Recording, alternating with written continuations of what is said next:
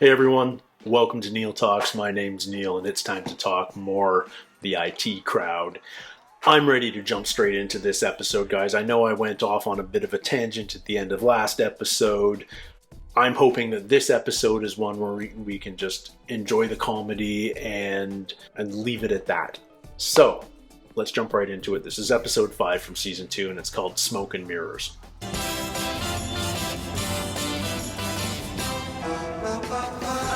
How does he have lipstick on? Does he know? He must not. Morning, beautiful. You're very late. It's been crazy down here. We've had a call. Sorry. Are you alright? It's just a bad bra. It was the only one I had handy this morning, and it's really terrible. It's pinching into my sides, and the straps are digging into my shoulders. All that, and it's not even giving my breasts proper support. It's killing me. What happened? Oh, sometimes I forget I'm not just working with other women. No, it's my fault. I really ought to be able to listen to a woman talking about bras without... Oh, hello, good morning. Here I am.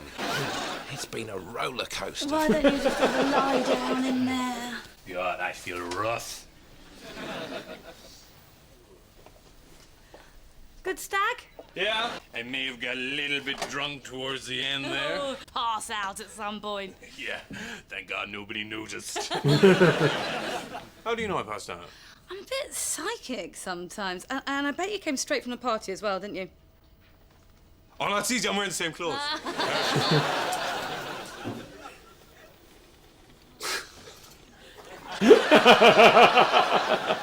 After last week's fiasco, I need to make a good impression. We didn't think you'd believe us. If you type Google into Google, you can break the internet. So please, no one try it. Don't try. Even for a joke.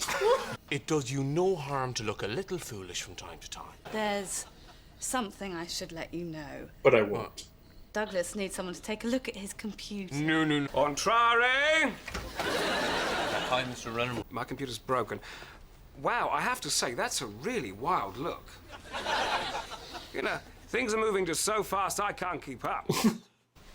Let's get started, shall we? What needs my expertise? Okay, I'm gonna move over here.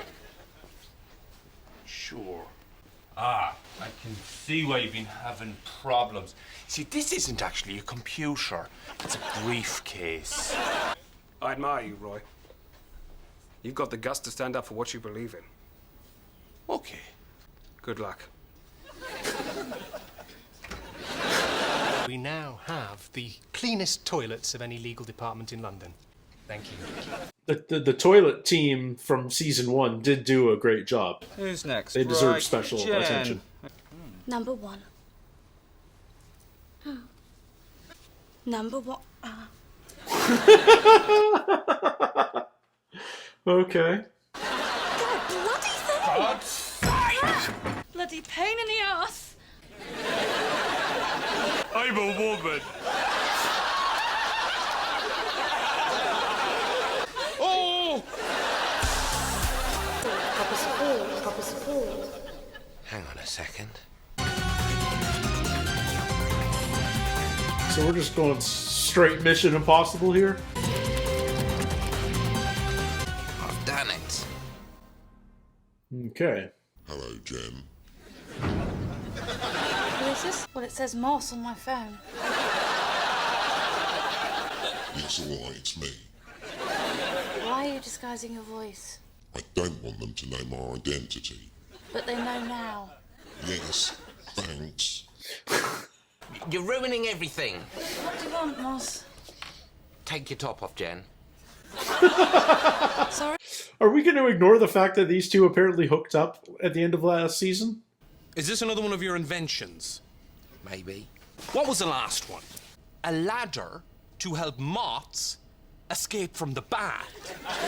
When a moth thinks about traveling vertically upwards, a ladder is just the last thing they would think of. Prepare to put mustard on those words, for you will soon be consuming them along with this slice of humble pie that comes direct from the oven of shame set at gas mark egg on your face. I sort of forget what I was talking about. This is possibly the most comfortable bra I've ever worn. And an ill-fitting bra could well ruin your otherwise painstakingly selected ensemble. Wow, you really know your stuff. Thank you. Google? Yeah. Yeah. Never go bad. What do you mean? It's a living bra. The effect would be rather like having a large pair of man's hands holding the breast in position. All bras go bad. Not this one, Jen, but don't take my word for it. Take it out for a spin. So what's it called? This is I call it frickin' the infomercial. abracadabra. You're really going on Dragon's Den? I've got an interview today with the producers at the BBC. Well, well, well. So if anyone asks for me, my name is Stephen Jennell. Why Stephen Jennell? Do you know what Playtex would do to me if they knew about the abracadabra? What would they do? They would kill me, Jen. My name is Stephen Fennell. It Right. just was Jennell. Well, you did say Stephen Jennell earlier. Smoke and mirrors, Roy. Is it Fennell? Is it Jennell? If I don't know, how will they? Who am I, Roy? I'm a ghost. I'm a shadow. I'm gone. Kaiser Soze. We've got Helen Bewley coming in tomorrow. Do you know who she is? Of course I do. Yes, she's just been made head of BHDR Industries. They're the top makers of that product that has something to do with our company. Exactly. I want you up front at that meeting. Stephen Premmel. Oh, hello. Yeah, I'm Stephen Premmel. I think. Hello, Stephen Premmel. I'm afraid I'm very late. Oh no. Now what? Yeah. Gavin Bryars here with developments in North Korea. Oh no. I'm joined by Stephen Premmel, a spokesman for the Ministry of Defence. Mr. Premmel. Hello. Hello. Bloody mess, isn't it? Yes. How do you explain it? Well, we shouldn't have gone to war. I'm astonished that you should agree to this so readily when your department must take a lot of the blame. What? We didn't do anything. Well, you raised no objection in the run-up to the war. Yes, I did. I signed a petition. Sorry? I'm sorry, I'm confused. When can I start talking about my bra?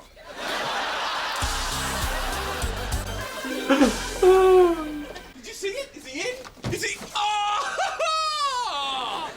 Oh! The news. Dragon's Den. You're all over the schedule. This staple is science. You're good at this. What you're not so good at is everything else in the world. But that's where I come in. What's in it for you? A cut. 25%. 0.5%. Deal. First thing we need to do is buy the rights for the word abracadabra. Agreed, but before that, we've got to sort out the overheating problem. I'll have it sorted by next week, though. Just need to get it back off Jen. Uh-oh. Jen, is it? Yes, Miss Bewley. I think as the only two women in the room, we can dispense with formalities, don't you? I remember when the atmosphere here was a lot less conducive to what I can remember one executive calling working skirt. Are you okay, Jen?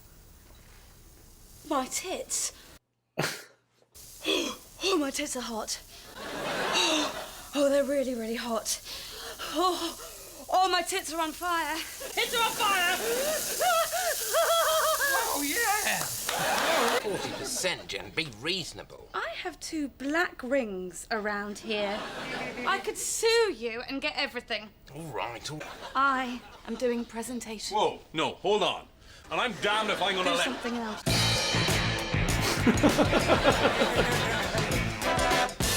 Montage time. Oh dear goodness.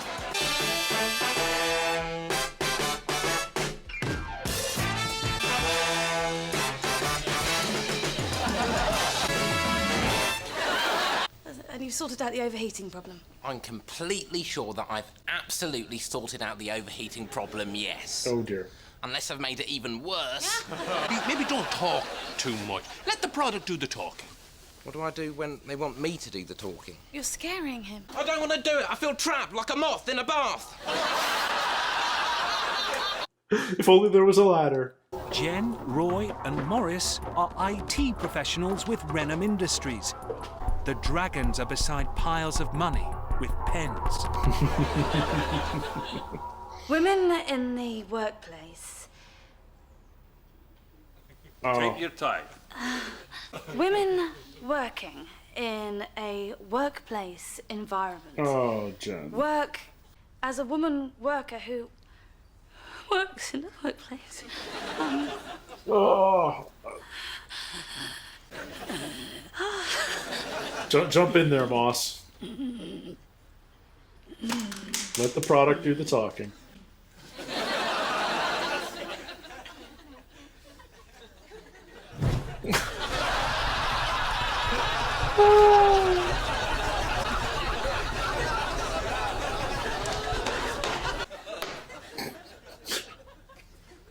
Just leave. Just You're leave. looking for £400,000 for 2%. We welcome your questions.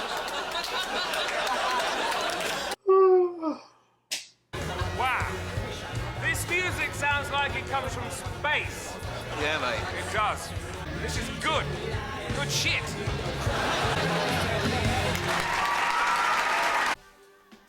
I wish this show didn't rely so heavily on old school sexual humor, I suppose. The whole Roy and lipstick thing is barely disguised homophobia. The manufacturing of the situation to get Jen in the boardroom saying her tits are on fire or hot.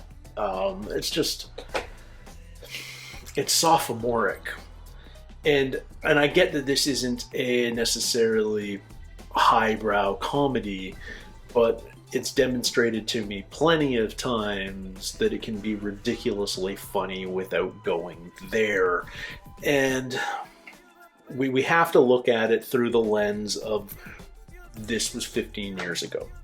If this show was being made today, it would be different to some degree, but that's not a blank. That's not a get out of jail free card completely, because the humor, the comedy is there. It's just it feels like it's reaching for cheap laughs, and maybe it felt different when it happened, but I feel like maybe it isn't. Maybe it was also a little bit on the nose with that sophomoric sex humor back in the day too. I mean, it's hard to tell. It's hard to remember exactly what the common public perception of stuff like this was, because it is constantly evolving and becoming more progressive, etc., etc. But yeah, I think in that regard, this episode was a bit of a disappointment. That being said, I think it reinforces in my mind why Moss is my favorite character, because he's the one that he's the most asexual of the characters, and as a result, that's rarely the source of his humor. The source of Moss's funny moments is inevitably either his lack of sexuality or his general social anxiety, and for some reason that's still much easier to make fun of even in 2022. I don't know. It's weird. Maybe I'm just being way too PC. Maybe I'm now that I've thought about it, I'm hyper aware of it, but it's hard to look past right now. So yeah, it's a weird experience for me at the moment, and I apologize if I'm not appreciating the show like perhaps you want me to, but I also have to be honest about my reactions here. So I'm hoping that we get back to episodes that are great situational comedy, and I don't mind being made uncomfortable in a scene. Sometimes there's a lot of humor in that discomfort, but I would rather we get to comedy that is not the lowest common denominator, easy laugh. I'd rather strive a little harder for something that's a lot more special. So that's what I'm crossing my fingers for as we progress deeper into the season. But yeah, I'd be lying if I said this was my favorite episode. Which is a shame. You know, I feel like there would have been a different way to tackle this episode, which could have been much more funny. The final scene with them presenting at Dragon's Den fell a little flat because there was no build-up to Jen being suddenly uncomfortable in front of the camera. You know, we know she's good in a boardroom setting. This should, you know, she's the face of the IT department. She's the relationship manager. So this should be something that she would at least be adequate at. And suddenly she's as awkward as Moss is. So, you know, that didn't feel like it was set up or earned. You know, I like the button on the scene with Roy asking for the money, but yeah, I just don't think this was the most successful episode. But every show, every single show, it has its own least successful episode. Maybe it's not a complete disaster, but every show has one which isn't quite up to snuff compared to everything else in that series. So maybe this was that episode. In any case, I'm looking forward to more. I'm looking forward to getting fresh eyes on this next week. And until then, everybody, take care, stay healthy. We'll see you soon. Cheers.